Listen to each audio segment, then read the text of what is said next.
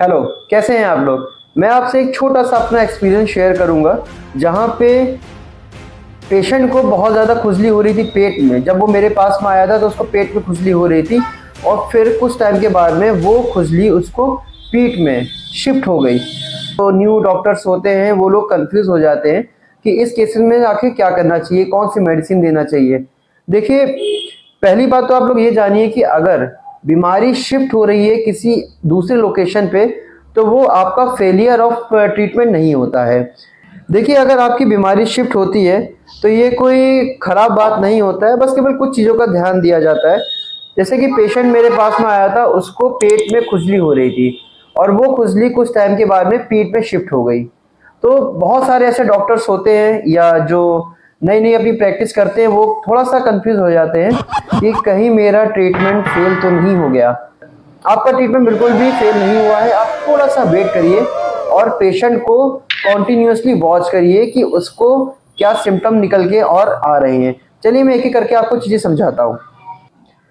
अगर हम बात करें कि पेशेंट को वापस से रिलैप्स कब हो रहा है, अगर रिलैप्स की हम डेफिनेशन माने तो रिलैप्स का मतलब होता है जैसे कि अगर हमारे जो पुराने सिम्टम्स हैं वो वापस से लौट के आ रहे हैं और प्लस ओल्ड इंटेंसिटी से लौट के आ रहे हैं, जैसे और न्यू डीपर कंप्लेंट्स निकल के आ रहे हों, पेशेंट जो है वो वीक फील कर रहा हो, नो डायरेक्शन ऑफ क्योर, यहाँ अगर कोई भी आपको क्योर का डायरेक्शन नहीं मिल पा रहा हो तो यहाँ ऐसा नहीं करना चाहिए। जैसे कि मेडिसिन है सोराइनम, सोराइनम 1 mg को आपको कब रिपीट करना चाहिए और कब नहीं, मैं आपको इसके बारे में भी बताऊंगा।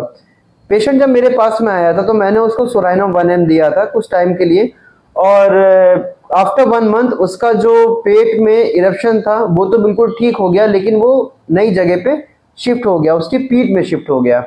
तो आइए चलिए हम इसी मेडिसिन के बारे में आज बात करते हैं, सोराइनम 1 mg के बारे में, कि कब हमको इसको रिपीट करना चाहिए और वेट करना चाहिए उस मेडिसिन का रिएक्शन आने में। और बिल्कुल भी कंफ्यूज नहीं होना चाहिए अगर आपकी बीमारी पीछे शिफ्ट हो रही हो या कहीं न्यू लोकेशन पे शिफ्ट हो रही हो तो क्या आपका ट्रीटमेंट फेल हुआ या नहीं। आइए चलिए बात करते हैं इसके बारे में। अच्छा, एक मेरी क्लिनिकल टिप ले लीजिए, क्योंकि मेरे चैनल का नाम है होम्योपैथी एंड हेल्थ टिप्स, तो आप होम्योपैथी के ऊपर एक टिप ले लीजिए।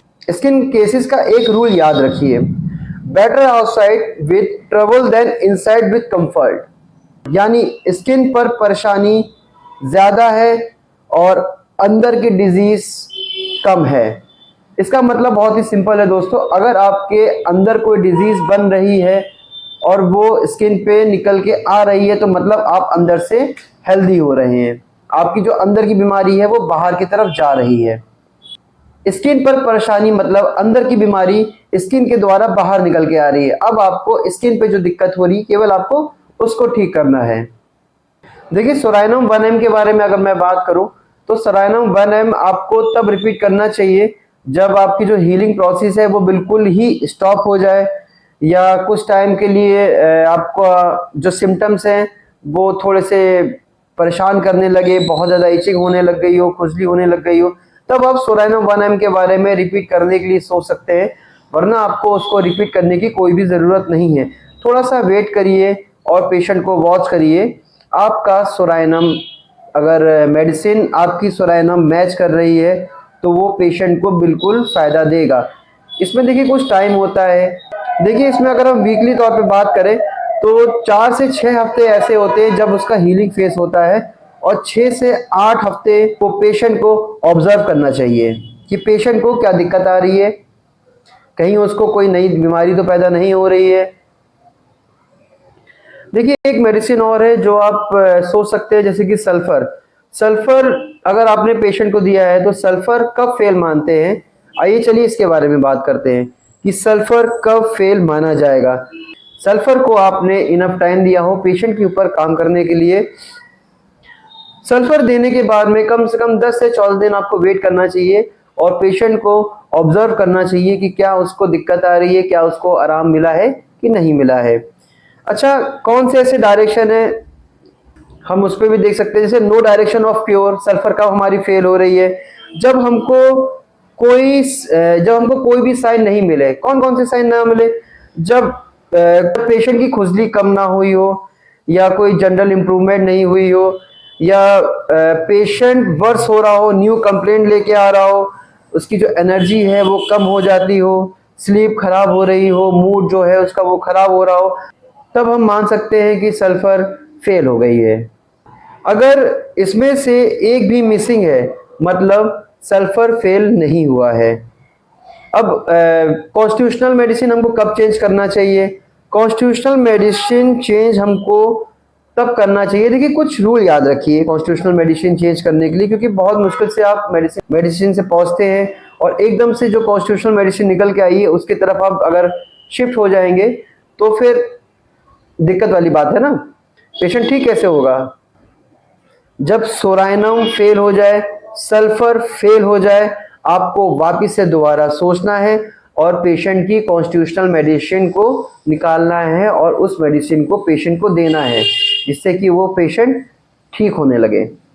कुछ और रूल भी आप ध्यान रख सकते हैं, जैसे न्यू मेंटल या जनरल पिक्चर निकले, जैसे पेशेंट में कोई नए पैटर्न आए, एंजाइटी हो, फियर हो, डिप्रेशन हो, वीकनेस हो, उसकी जो थ्रस्ट है वो चेंज हो रही हो और थर्मल चेंज हो रहा हो। देखिए कोई डिजीज पैटर्न है जैसे कि dry eczema, wet discharge, fungal या पस में आपका चेंज हो रहा हो, इसमें आपका मियाज्म शिफ्ट हो रहा है। देखिए अगर आपका मियाज्म शिफ्ट हुआ है तो रेमेडी भी आपकी शिफ्ट हो जाएगी। देखिए अगर अगर कुछ केसेस में आपको मेडिसिन कुछ निकल के आ रही हो, कुछ कॉन्स्टिट्यूशनल मेडिसिन निकल के आ रही हो, जैसे कि आर्सेनिकम एल्बम हो गया, नेट्राम्यूर हो गया या सीपिया हो गया, तो हम एक एक के करके बारे में इन मेडिसिन के बारे में बात करेंगे। आर्सेनिक एल्बम हमको तब लेना चाहिए जब हम पेशेंट को बर्निंग हो, रेस्टलेसनेस हो, एंजाइटी हो, उसकी जो दिक्कत है वो रात में बढ़ रही हो और बहुत ज़्यादा उसको वीकनेस हो रही हो। नेट्राम्यूर हमको कब लेना चाहिए? जब पेशेंट के जो इमोशंस होते हैं वो सप्रेस हुए हो, लॉन्ग सैडनेस हो रहा हो या ड्राई स्किन उसकी हो रही हो और उसकी जो दिक्कत है वो वापस से रिलैप्स कर रही हो। सीपिया हम कब दे सकते हैं? अगर पेशेंट के कुछ हार्मोनल डिस्टरबेंस हुआ हो या इंडिफरेंस हुआ हो, कैल्केरिया कार हो गया। कैल्केरिया कार कब ले सकते हैं? पेशेंट को बहुत ज़्यादा थकावट फील हो रही हो, स्वेटिंग आ रही हो, उसके सर में से पसीना निकल रहा हो या उसको बहुत ज़्यादा डर लग रहा हो और पेशेंट थोड़ा सा ओबेसिटी हो, मतलब थोड़ा सा मोटा हो, तब हम कैल्केरिया कार के बारे में भी सोच सकते हैं। कुछ क्वेश्चन आपको खुद से पूछना चाहिए। अब जैसे आपके पास में अगर पेशेंट आता है तो वो क्या दिक्कत लेके आ रहा हो, देखिए कुछ डायरेक्शन है, ये सारे क्वेश्चन आपको कभी कभी खुद से भी पूछना चाहिए कि जब पेशेंट की दिक्कत अंदर से बाहर निकल के आ रही हो तो वो क्या वो सही है या वो गलत है। पेशेंट की जो एनर्जी लेवल होता है वो पहले जैसा है, सेम है या उससे और भी ज़्यादा वर्स्ट हो गई हो, मतलब खराब हो गया हो। देखिए केवल स्किन पे हो रहा हो या पूरी बॉडी पे उसको दिक्कत हो रही हो या कोई नए सिम्टम्स तो नहीं निकल के आ रहे हो, इन सब चीज़ों के बारे में थोड़ा बहुत आपको भी सोचना चाहिए और जो पेशेंट है उसको भी आपको थोड़ा समझाना चाहिए। आशा करता हूँ कि आपको वीडियो अच्छी लगी हो। अगर वीडियो अच्छी लगी है, नॉलेजेबल लगी है, तो फिर इस वीडियो को आप अपने जितने भी होम्योपैथिक प्रैक्टिशनर हैं उन तक पहुंचाइए और शेयर करिए। और हाँ, अगर मैंने कुछ गलत बोला हो तो बिल्कुल आप उसको कमेंट में बताएं और मैं उसको बिल्कुल सुधारूंगा। देखिए मैं भी कोशिश कर रहा हूँ कि अपनी चीज़ों को या अपना एक्सपीरियंस को आप तक पहुँचाने में, बस आप लोग थोड़ा सपोर्ट करिए और मैं डे बाय डे उस चीज़ को इम्प्रूव करूँगा। Thank you.